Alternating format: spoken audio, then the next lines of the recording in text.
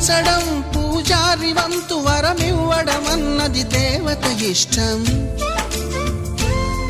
ప్రేమించడం ప్రేమికుడి వంతు కరుణించడం అన్నది ప్రేయసి ఇష్టం.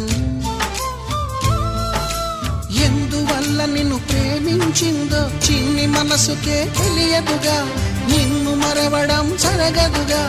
ఎందువల్ల నువ్వు కాదన్నావో ఎదురు ప్రశ్నలే వేయనుగా, ఎదురు చూపులే ఆపనుగా.